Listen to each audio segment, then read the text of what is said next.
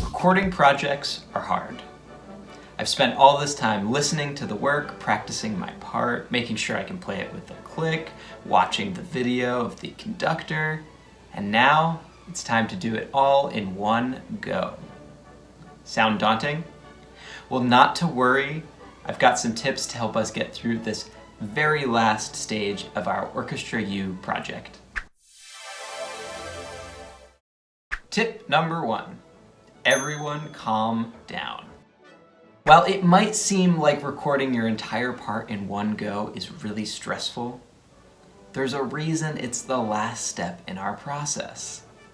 We've done a lot of hard work to get here, and I'd venture to say that you're better at playing this piece today than you were last month.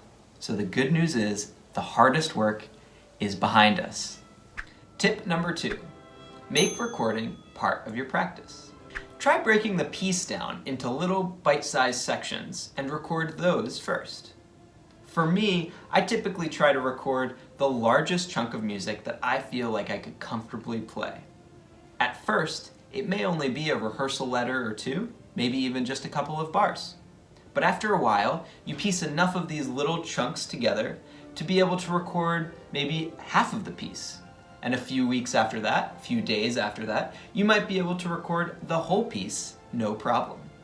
Now, we're not going to submit these practice recordings with our final version, but used correctly, and they can build our comfort in the process of recording, so that when we sit down to actually do our final version, it'll feel like we've done it before. Tip number 3, it's a marathon, not a sprint. Be mindful of how you're pacing your energy and concentration over the recording session.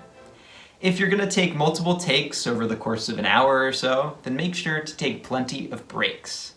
I like to keep a bottle of water around so that I can stay hydrated and sharp. Make sure that you keep plenty of space open on your recording device. And for me, I just keep my tape running the entire time until I find a take that I'm happy with.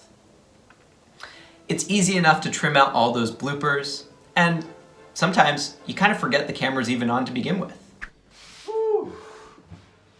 Oh, yikes. Tip number 4, try your best. There's no such thing as a perfect take. Everyone makes mistakes, so all we can do is try our best. Everyone's also typically their own worst critic, but rest assured, any mistakes you're worried about hearing in the final version, they're not going to be there because we've got a magician for that. The important thing is to just submit something. We're each contributing a small but important part of this project, but don't forget that the magic is in the community.